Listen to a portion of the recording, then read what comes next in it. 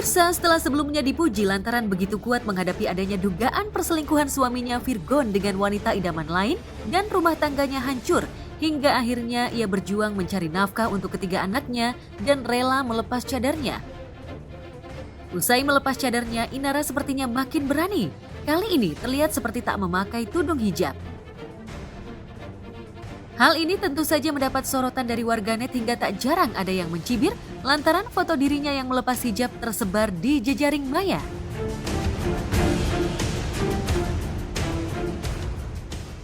Nggak apa-apa sayang, yang nyinyir mah alhamdulillahin aja, rezeki mah nggak kemana.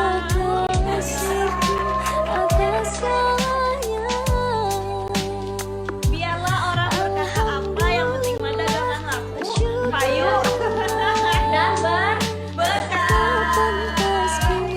Jamaah, oh jamaah. Bisa pergi dulu Kak, bisa nggak?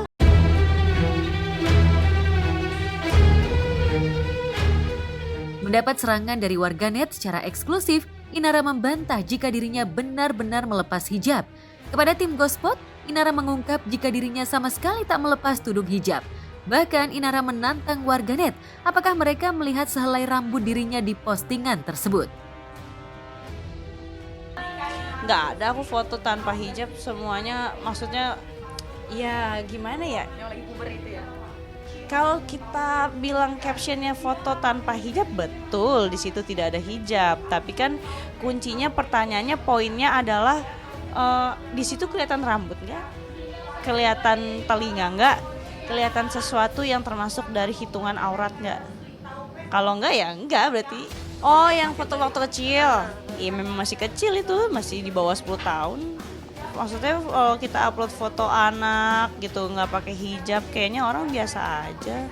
Kita upload foto siapa gitu, orang yang banyak ya di luar sana lebih parah lagi, kayak kok kayaknya aku napas aja salah. Kalau itu saya ikutin tapi saya tidak tahu, saya tidak boleh berkomentar. Mengutarakan terlalu dalam dan panjang, paham kan? Jadi udah nggak perlu dibahas lah, gitu ngerti ya? Sudah terlalu Dalam, different.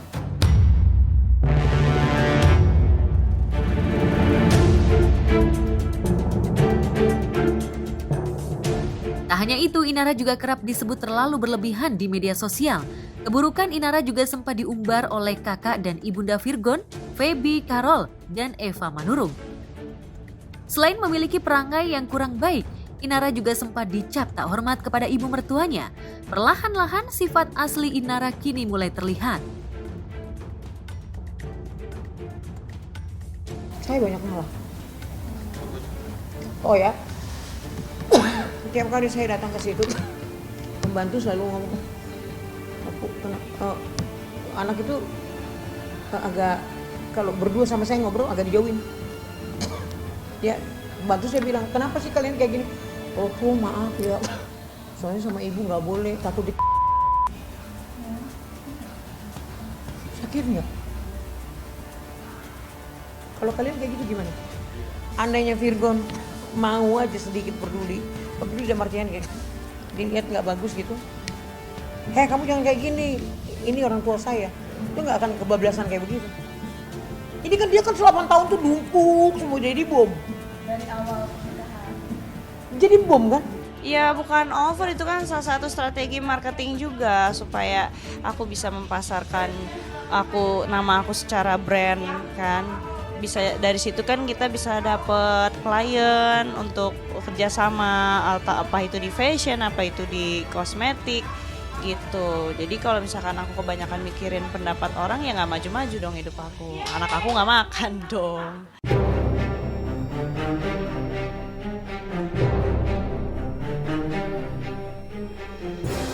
Terlepas dari itu semua, Inara memang tengah disibukkan dengan pekerjaan tanpa memperdulikan komentar warganet. Yang terpenting untuk saat ini adalah bekerja untuk mencukupi kebutuhan anak-anaknya yang membutuhkan biaya cukup besar. Di Instastory-nya ia bahkan menulis beberapa pengeluaran untuk anak sekolah, membayar gaji karyawan, dan memberi uang untuk ibunda tercinta. Oh iya jelas dong. Kita juga sebagai cewek pengennya juga goler-goler, males-malesan, diranjang. Kemarin kan gitu jadi ibu rumah tangga ya. Bangun pagi paling ngurusin anak gitu, mandiin anak, ngajarin anak gitu, nyiapin apalah segala macem di rumah gitu, beberesan, nata rumah.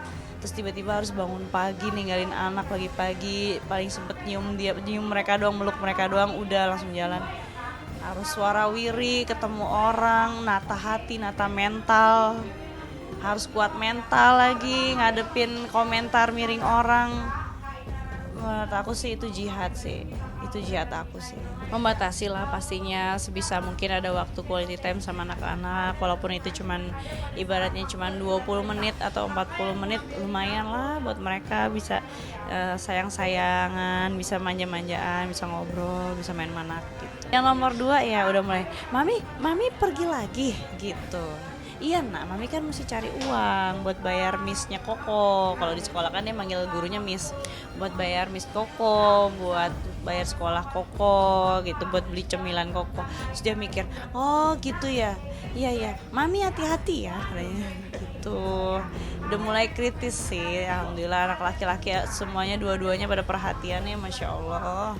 Iya pastinya, cuman kan gimana ya Kak, kita sebagai ibu rumah tangga sekaligus juga sebagai pencari nafkah, jadi ya harus bisa lah kita membagi waktu gitu, harus bisa gitu. Emang ada sesuatu yang memang harus kita korbankan, tapi kan bukan berarti kita harus kehilangan sepenuhnya hal tersebut.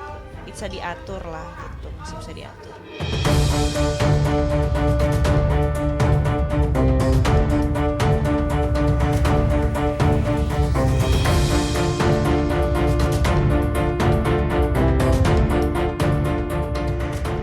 Sepertinya kerja keras Inara ini lantaran ia sadar jika Virgon tak menyanggupi semua poin-poin gugatan, termasuk soal nafkah idah dan mut'ah untuk dirinya. Kesanggupan Virgon itu jauh dari apa yang telah dituangkan dalam isi gugatan Inara di Pengadilan Agama Jakarta Selatan. Lantas seperti apa tanggapan Inara? Lantas benarkah permintaan Inara soal nafkah idah dan mut'ah itu memberatkan Virgon? Udah aku baca jawaban dari tuntutan aku. Kalau aku sih gini ya, aku tuh selalu percaya kalau orang Allah bukakan keran itu, kita harus bagi gitu buat orang yang sepantasnya gitu. Kecuali memang keran kita memang lagi mampet atau lagi ditutup gitu. Kalau keran kita masih dibuka sama Allah, ya ada baiknya dibagilah yang sesuai dengan haknya orang. Karena kalau misalkan kita takrin gitu kan, istilahnya kita kecil-kecilin, ya udah ya keran kita sendiri yang akan jadi kecil karena perbuatan kita sendiri. Aku mah terserah Pak Hakim aja, karena aku yakin Hakim juga pasti akan bisa melihat dari kacamata keadilan. Iya, kalau soal nafkah itu kan kembali lagi kepada kemampuan bagi seseorang itu. Jadi kita tidak bisa memaksakan juga. Nanti kan biar hakim yang menilai pantasnya berapa. Ditanya nanti kemampuannya tiap bulan penghasilannya berapa, kan nanti bisa dinilai dari situ nanti majelis hakim. Nanti kita lihat dari situ hasil putusannya seperti apa dari majelis hakim. Jadi kepentingan terbaik untuk anak ini apa? Lalu pasti pendidikannya, kemudian kesehatannya, kemudian sandang papan pangannya. Itu semua kami kalkulasi. Mungkin para masyarakat shock atau kaget dengan jumlah seperti itu. Tapi dalam kondisi normal, dan juga penghasilan Bapak Virgon dalam kondisi normal, kemudian Ibu Inara juga sekarang sudah kembali ke dunia entertainment, kami rasa itu menjadi masuk akal. Kenapa masuk akal? Ya karena kami sudah dapat informasi dari Ibu Inara berapa penghasilan Bapak Virgon tiap bulan. Karena kami melihat anak-anaknya juga masih kecil, Starla sendiri masih usia 8 tahun, which is kalau sampai SMA itu butuh 9 tahun lagi kan untuk sampai selesai 17 tahun. Terus masuk kuliah sekitar 4 tahun sampai usia 21. Nah itu jumlah itu yang kami sebagai kuasa hukum sarankan ke Ibu Inara untuk dikalkulasikan dan dapatlah segitu gitu loh. Belum lagi Along dan juga Ali yang usianya masih 4 dan 3 tahun. Artinya Bapak Virgon kan sebagai ayah, kewajibannya terhadap anak itu tidak putus. Itu ya saya juga kurang setuju, yang bener aja lah. Masa iya orang udah kesusahannya juga karena kamu juga efeknya, terus ditekan lagi. Bijaksana, kamu jangan mau menang sendiri gitu loh. Kamu juga harus tahu, kita tuh harus bersikap adil gitu loh. Kita kan juga apa yang nanti kamu minta ya yang sesuai lah. Ya jangan ngada-ngada deh, jangan ala-ala deh bahasanya. Kita itu harus sadar diri, harus tahu diri. Itu banyak artinya, meaningnya banyak. Semua apapun gaji, pemasukan, uang apapun dapat, itu semua memang masuknya ke rekening dia. Nah, dari misalnya dari apapun ya, kalaupun memang konfirmasi gitu ya ke adik saya, tetap itu masuknya ke dia dulu gitu. Intinya ke dia, nanti baru di split kemana gitu. Terima kasih ya untuk teman-teman wartawan semua atas perhatiannya, dan cuman saya nggak mau banyak statement apa-apa karena mohon doanya aja supaya lancar. Mungkin nanti secara hukum segala macam nanti diserahin ke semuanya ke pihak tim pengacara.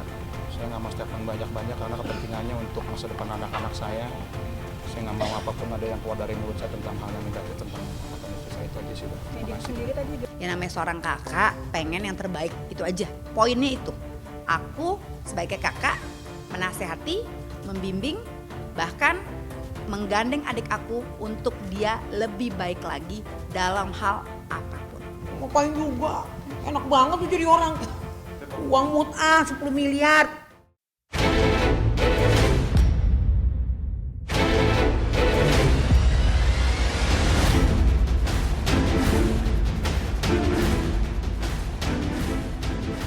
Sejatinya, Inara tak mempermasalahkan soal nafkah idah maupun mut'ah. Yang ia tekankan adalah nafkah untuk anak-anaknya. Apalagi menurut Inara, kebutuhan anak terutama sekolah terbilang cukup tinggi. Meski Inara sendiri sejatinya sanggup membiayai sekolah anak-anaknya dari hasil kerja keras selama ini, namun ia tak ingin jika Virgon lepas tanggung jawab. Apalagi Virgon merupakan ayah biologis dari anak-anaknya yang memiliki kewajiban untuk terus memberi nafkah hingga anak-anaknya berumur 21 tahun. Ya harapannya sih ya yang sewajarnya aja, kebutuhan anak-anaknya berapa. Karena kan untuk sekolah sendiri di luar kursus dan keperluan makan dan lain-lain ya, sekolah aja anak 3 itu udah 30 jutaan. Ya kan, kursus doang loh ini di luar sekolah itu udah hampir 20. Itu buat sekolah dan kursus loh, bukan buat yang makan, jalan-jalan dan kebutuhan yang lain. Itu baru untuk kebutuhan edukasi mereka aja gitu. Kok bisa mahal banget ya? Karena memang aku milih yang terbaik buat anak-anak. Karena menurut aku pendidikan itu investasi. Itu sih. Sekarang kalau misalkan kita nggak dandan, nggak bergerak, nggak kerja sana sini, kita cuma mengandalkan jatah istilahnya dalam tanda kutip dari yang udah bukan suami, ya mau gimana? Sedangkan anak kita kan jalan terus biaya sekolahnya, nggak bisa kasbon, makan juga. Nutrisinya kan juga penting ya, belum lagi karyawan juga kan mesti digaji, kan mereka kan juga nggak mau dikasbon, nggak mungkin ya. Jadi ya pendapat orang seperti apa ya itu hak mereka. Aku juga punya hak untuk bagaimana bisa menentukan masa depan anak-anak aku, itu aja sih.